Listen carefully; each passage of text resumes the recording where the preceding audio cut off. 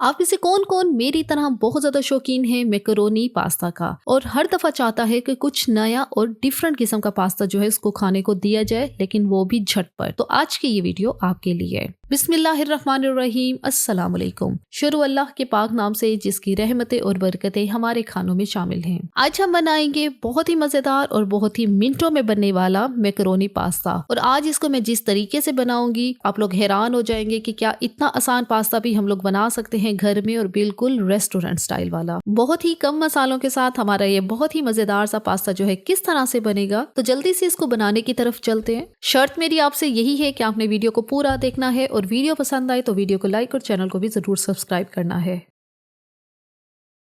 बिस्मिल्लाहिर्रहमानिर्रहीम। सबसे पहले जो है हमने यहाँ पर लिया है चिकन, बोनलेस चिकन है और वजन इसका 250 ग्राम है। छोटे छोटे पीसेस में इसको मैंने काट लिया है। अब इसमें शामिल करेंगे 3 टेबलस्पून दही, 1 टीस्पून अदरक लहसुन का पेस्ट, हाफ टी स्पून नमक, हाफ टी स्पून काली मिर्च का पाउडर, हाफ टी स्पून लाल मिर्च का पाउडर, हाफ टी स्पून धनिया पाउडर और हाफ टी स्पून जीरा पाउडर। बस यही मसाले डाल के हमने इसको अच्छी तरह से मिक्स करना है। चिकन जो है यहाँ पे मैंने थाई वाला पोर्शन इस्तेमाल किया है, जो ड्रम स्टिक के साथ वाला हिस्सा होता है वहां से मैंने बोनलेस लिया है, क्योंकि ये जो है ज्यादा फ्लेवरफुल और ज्यादा जूसी और ज्यादा ही मजे का बनता है। आपकी मर्जी है, आप अगर ब्रेस्ट वाला हिस्सा लेना चाहे तो आप वो भी ले सकते हैं। अच्छी तरह से इसको मिक्स करना है और फिर हम इसको रखेंगे आधे घंटे के लिए रेस्ट के लिए, ताकि चिकन के अंदर ये सारे स्पाइसेस जो है इनका फ्लेवर जाए।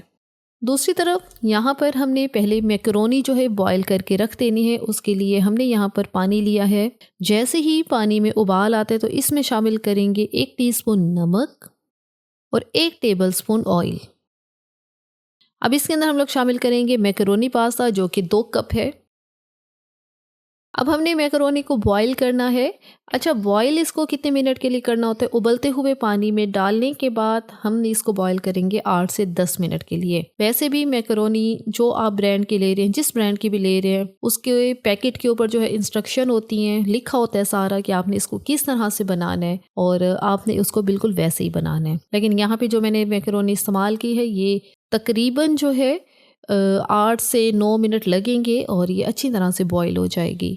बस एक ध्यान ये करना होता है कि आपने इसको ठंडे पानी में बिल्कुल नहीं डालना होता। जैसे ही पानी में उबाल आए, बबल्स बनना शुरू हो, तभी आपने मैकरोनी को शामिल करना है। तो गर्म पानी में ये है कि जल्दी ये जो है पक जाती है और बहुत जल्दी ये फूल भी जाती है। और ये आप चेक करें, यहाँ पे 8 मिनट हो गए हैं, मैकरोनी सारी फूल चुकी है और अच्छी तरह से पक गई है। तो अब हम इसको छलनी में छान लेंगे और इसके ऊपर से ठंडा पानी भी गुजार देंगे। मैकरोनी को मैंने छलनी में छान के रखा है और उसके ऊपर 1 चम्मच ऑयल भी लगा दिया है, ताकि ये जो मैकरोनी हमने बॉईल करके रखी है, ज़ाहिर है इसको 10 मिनट तक हमने ऐसे ही छोड़ना है और वो आपस में चिपके नहीं। दूसरी तरफ जो है हम चिकन तैयार करते हैं और उसके लिए एक पैन लिया है और उसमें शामिल करेंगे ऑयल। ऑयल जो है यहाँ पे मैंने 2 खाने के चम्मच इस्तेमाल किया है और अब यहाँ पे डालेंगे इसके अंदर चिकन, जिसको हमने मसाले लगा के साइड पे रखा हुआ था।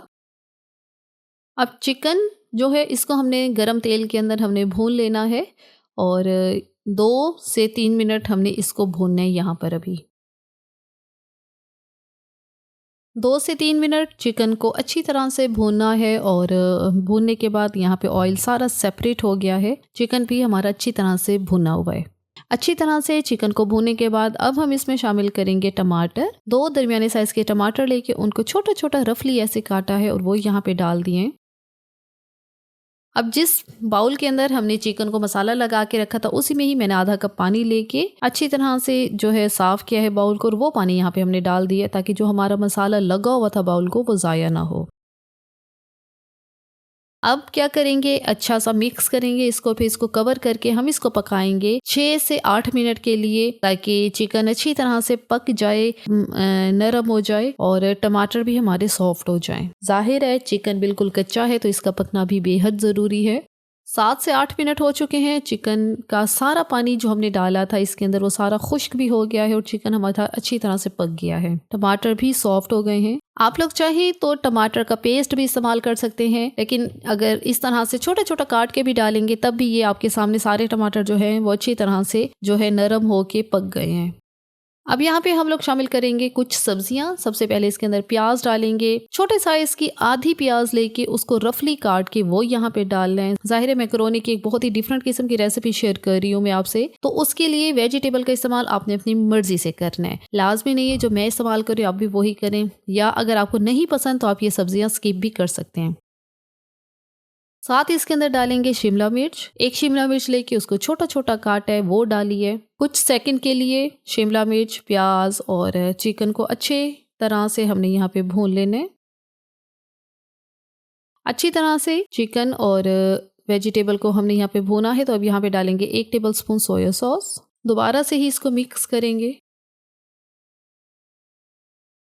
और अब यहाँ पे लास्ट में ही इसके अंदर डालेंगे टमाटर जिसका बीज निकाल लिया है। सिर्फ जो बीज के बगैर वाला हिस्सा होता है टमाटर का वो बारीक काट के ही डाला है। टमाटर को हमने आखिर में क्यों डाला है, क्योंकि अगर पहले डालते तो टमाटर बहुत जल्दी जो है नरम हो जाते हैं और ये बिल्कुल इसके अंदर हल हो जाते हैं। तो हमारी कोशिश ये होनी चाहिए कि सारी सब्जियां जो हैं वो अलग-अलग से नजर भी आनी चाहिए। तो इसलिए टमाटर को बस फिर लास्ट में ही आपने डालना है और उसके बाद फौरन से ही इसके अंदर डालेंगे करीम। करीम जो है आधा कप करीम का मैं इस्तेमाल कर रही हूँ और किसी भी ब्रांड की ले सकते हैं। अगर आपके पास ये करीम नहीं है घर में तब आप दूध की ऊपर वाली जो बलाई होती है आपने वो उतार लेनी है और उसको अच्छी तरह से पहले मिक्स करना है। किसी अलग बाउल में निकाल के आपने उसको अच्छा सा मिक्स करेंगे तो वो बिल्कुल इसी तरह करीम की फॉर्म में आ जाएगी, लेकिन थोड़ा सा टेक्सचर ज़ाहिर चेंज होगा, वो बलाई है, लेकिन आप उसको मिक्स अच्छी तरह करेंगे करीम बन जाएगी। फिर आप वो इसमें शामिल कर सकते हैं।